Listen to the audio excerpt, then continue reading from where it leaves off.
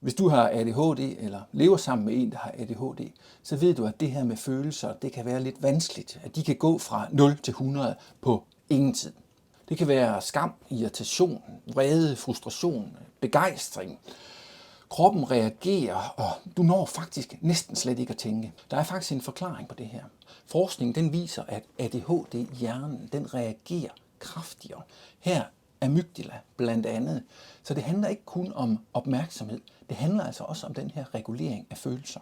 De dele af hjernen, der registrerer følelser, blandt andet amygdala, de bliver hurtigere aktiveret i ADHD-hjernen. Og samtidig så kan de områder i pandelapperne, som hjælper os med at bremse, vurdere og skabe overblik, være mindre aktive. Og det betyder altså, at følelsen når at sætte fuldt ind, og bremsen når ikke rigtig at slå til. Du er altså ikke for meget. Du reagerer bare hurtigt og intenst. Men det er heldigvis noget, man kan have nogle strategier for. Lad mig prøve at give dig en strategi til at arbejde med det her følelsesregulering. Jeg kalder den stopstrategien. Når du mærker en stærk følelse, for eksempel i kroppen, det kan være, at du kan mærke vrede eller irritation eller hjertebanken, så trækker du lige vejret dybt 3 sekunder ind ad næsen og 6 sekunder ud af munden. Så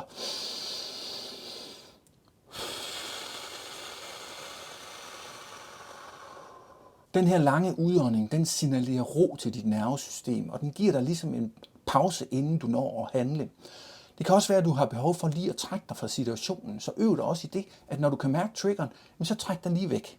Når du så er lidt på afstand, og nervesystemet er lidt i ro, så prøv lige at mærke efter, hvad var det egentlig, der triggede dig? Hvad blev der sagt her?